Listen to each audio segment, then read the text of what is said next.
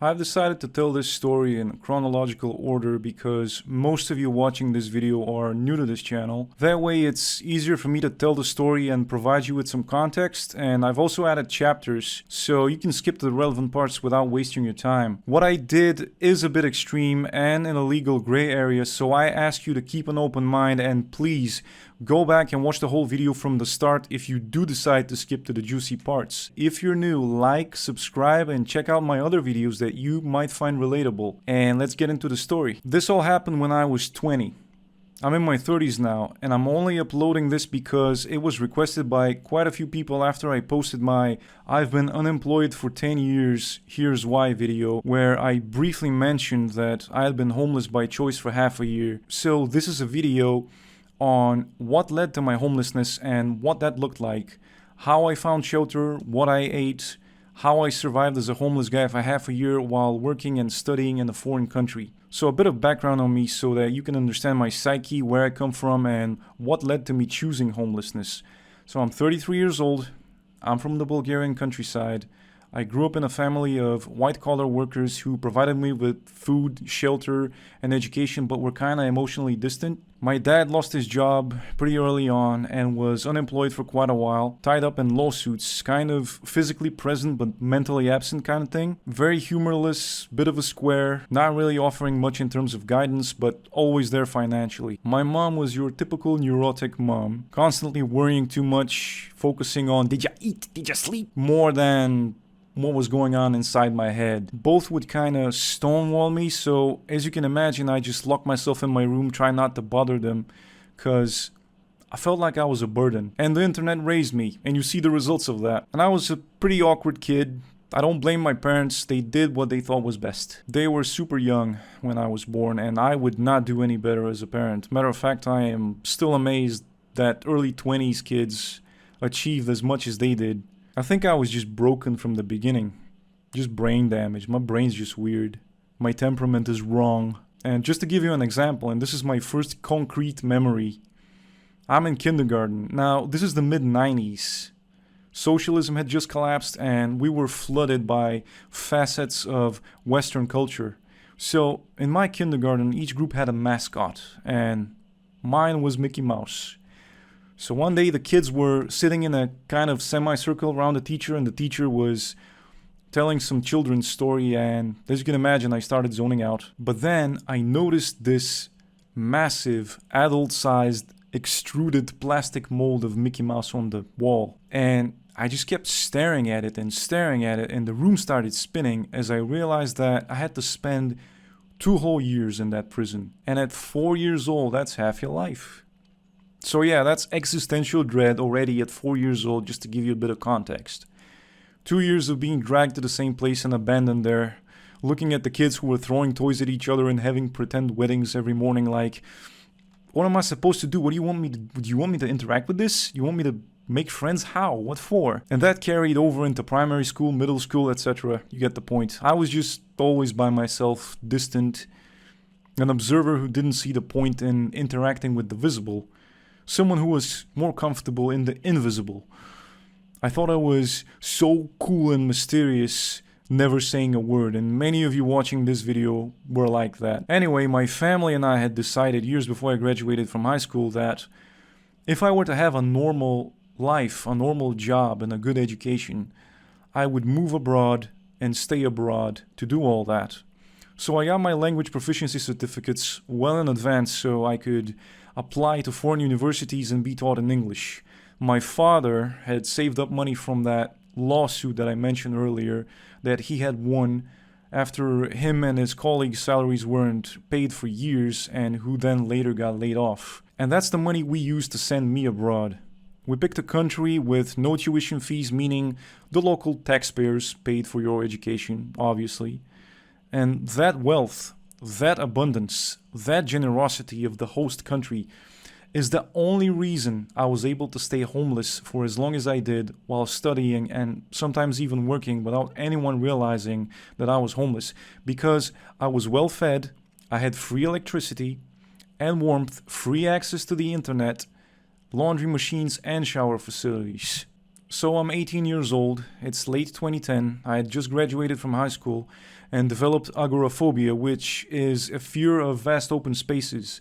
And I have a video on that too. So right as I'm expected to take my provincial country boy bum, which had never left his hometown, to the other side of the European continent to survive on my own, I developed this condition. So as you can imagine, sending an inexperienced, anxiety-ridden weirdo who had never faced hardship in his life to a foreign country to take on work, university studies, and living with people from other cultures was a recipe for disaster. I procrastinated for the longest time.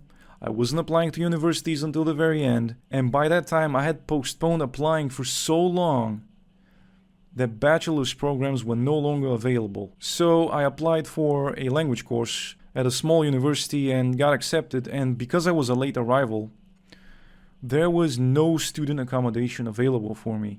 So I was taken to a literal prison, repurposed as a hotel, to spend the night as they worked on finding me something more permanent. The next day, the best thing they could find was a bungalow, I kid you not, a bungalow in the middle of the forest, next to a lake, in a tourist resort. Not good for an agoraphobic to have to walk for an hour in these vast open spaces to the nearest bus stop every day, and as you can imagine, I only lasted a couple months doing that before I started questioning my life's choices and returning home.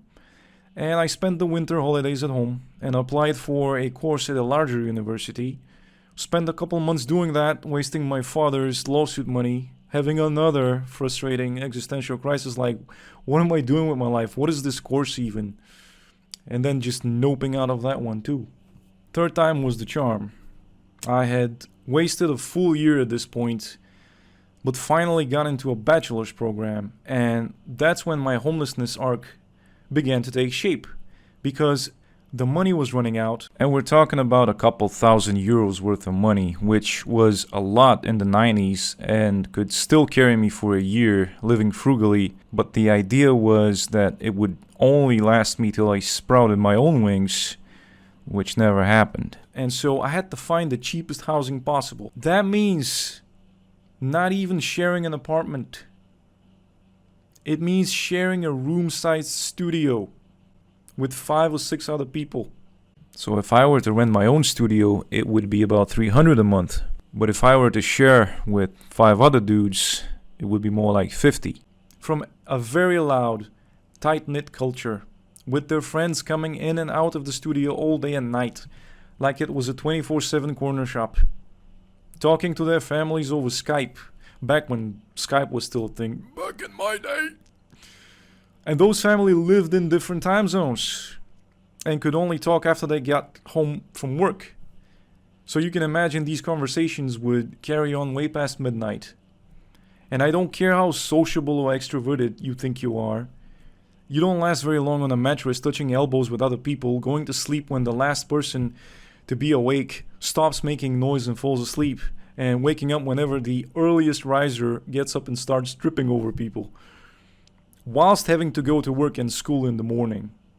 Not complaining, because I know a lot of you have been through worse. Just saying, I was so frustrated and physically worn down after a couple months of this that I started looking for my own apartment to rent. And I managed to find one and convinced a couple of people from my previous course to share the rent with me. And it was a really happy couple of months, because each of us had a room, no one was making noise, but it wouldn't last very long, unfortunately. My roommates had their own lives. One of them just gave up, went back home to his home country. The other one went to study in another country. And I found myself just filling the gaps temporarily with shady roommates who would be there one week and gone the next.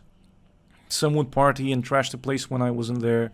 I got in trouble with the landlord so many times. The flat was cheap, but it was in a very bad location. It was on the outermost ring road, on the periphery, way too far away from everything, and in a bad neighborhood, and no one would respond to the ads.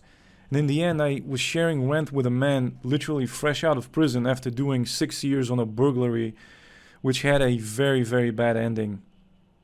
he was quite surprisingly a very good person, a very reliable guy, a very positive guy, but he just got tangled up with the wrong crowd, and all it took was one betrayal, and all of them got caught.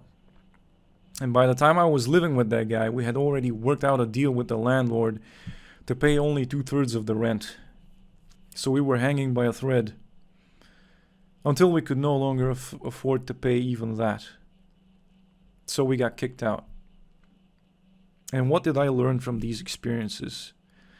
I learned that if you're gonna go abroad, be normal, go with friends, and don't be poor. Because I have high school classmates who went together in a group. They were normal, they weren't poor, and they didn't have any of these problems. Because being poor and neurospicy sucks. So after I got kicked out, I found myself going back to live with the 5 dudes. Again, mattresses on the floor, dirt and noise, same old story. And I was at my lowest. I hit my absolute lowest moment. I was working at a restaurant at the time. I was working for pocket change. They wouldn't give me any more hours, so I just quit. And I started skipping lectures and was just aimlessly walking around the neighborhood. And then I stumbled into the student flats basement area. Now, this was a huge building with hundreds of apartments. Impossible to keep track of who's coming in, who's going out, who belongs there, who doesn't. And a young student with a backpack on his shoulders, completely invisible. And there were a few ways to sneak in. And now, I have to say this to cover my behind. I am in no way advising anyone to do anything illegal, and I'm not gonna tell you which country I was in, because I'm sure there's a few geolocation geniuses out there who can put the pieces together, no doubt, but I'm not gonna tell you. Even though it was over a decade ago, I just don't want to incriminate myself. I'm just sharing a story. It may or may not be true. Don't believe everything you see or hear online. Anyway, so I was walking through this giant basement when a little light bulb lit up in my head. In that building, in that basement, any resident could claim storage space by simply putting their own padlock on the gate to the storage unit. So that's exactly what I did. I boarded it up real good on the inside, making it look like I was storing furniture, clothes, and some random junk, just to cover up the chain link walls. And then I put my mattress in there, and I'd lock myself in with the padlock from the inside whenever I'd go to sleep. And I was extremely cautious, and no one ever found out. There was a window leading to my section of the basement, and I just simply unlocked it from the inside and would lift the grate to sneak in and out of the basement at night. That, or I'd take the elevator to the ground floor and stick a cigarette butt in the door lock to keep it open whenever I'd go dumpster diving. And it worked for about half a year. I never aroused suspicion, I think. Now, before someone says, bro, you're the type of person who gives East Europeans a bad name. I know. And ironically, I left my country to get away from precisely that type of scheming, cheating behavior. But at least I didn't hurt anyone doing it. That's my little excuse, at least. Anyway, after about a month of living in that basement, I decided to explore the roof. I'd seen these weird structures on the roof when I would look at the building from the outside. So I was curious, was it possible to break into that place and live there? I was checking all the entrances, and much to my luck, one of the hatches leading to the roof was unlocked. So your boy sneaks in, and till this day I don't really know exactly what purpose this room served, because there were weird machines and gizmos in there and an awful lot of pipes, huge massive pipes with insulation around them. So I'm assuming it was either something to do with heating or ventilation, or maybe a bit of both. Either way, the space was, as you can see, more than enough for one guy. And this is the only photo I was able to find. And I was an extremely private person back then, and I wasn't taking any photos.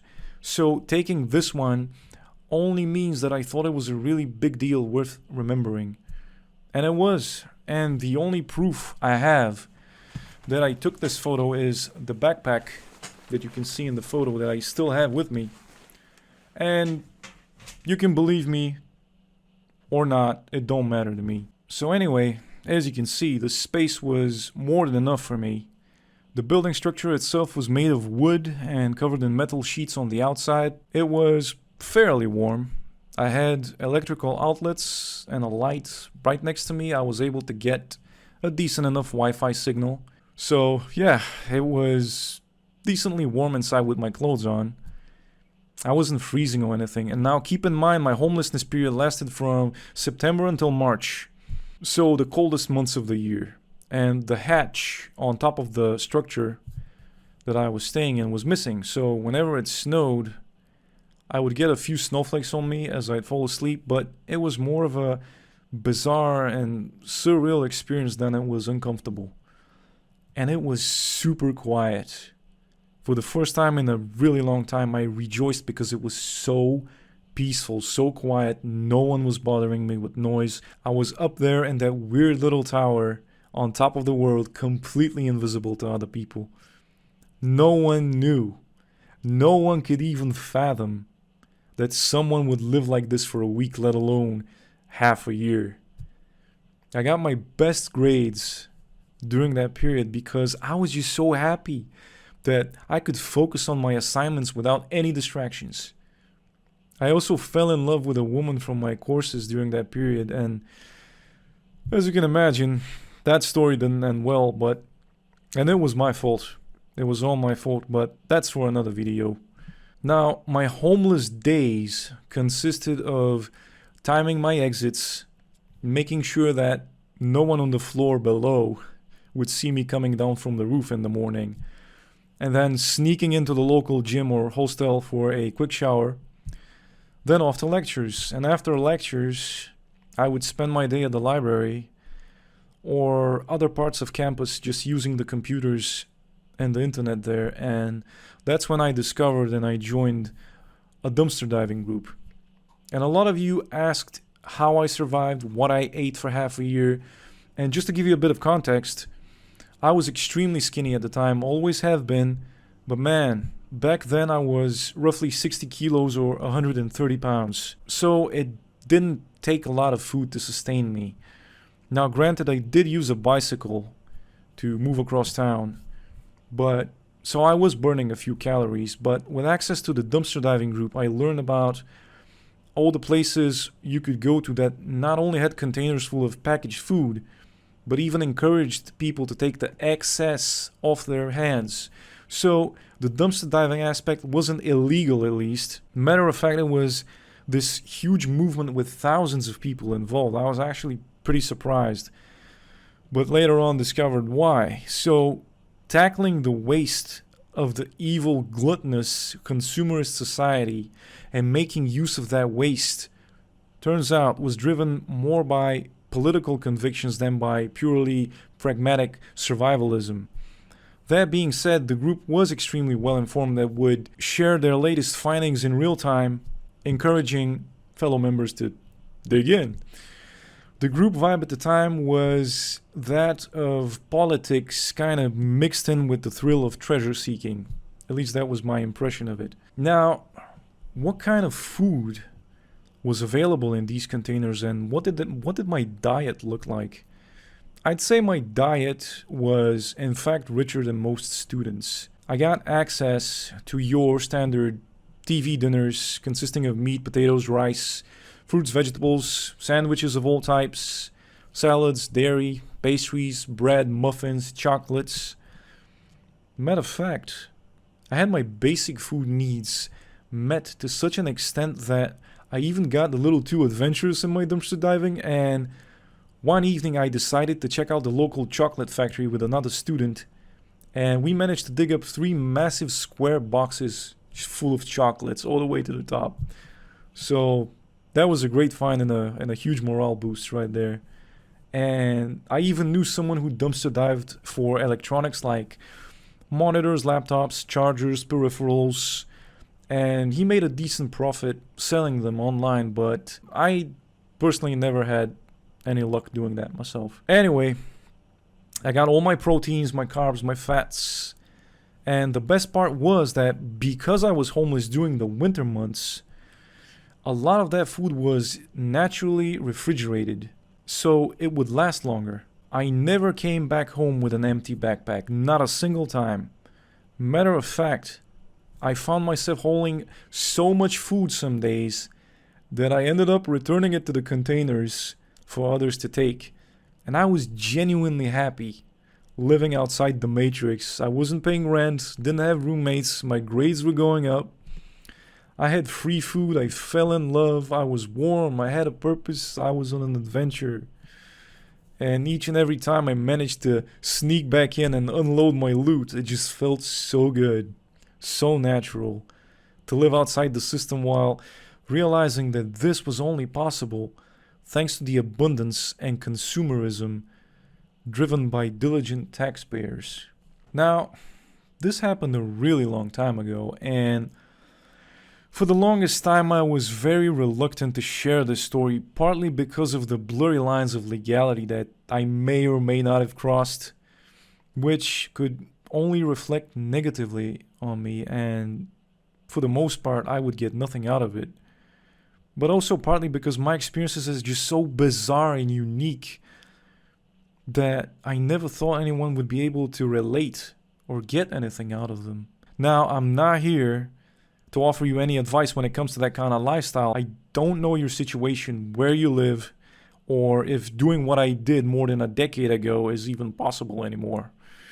And I haven't been in contact with the Dumpster Diver group since then, but I'm sure that they still have a social media presence, at least in the larger first world cities. Always consult your local laws to make sure that if you are to try dumpster diving, let alone squatting, that you aren't doing anything that might get you in trouble. And that's it. Check out my other videos if you're a weirdo like me. I got a lot of stuff you might find relatable.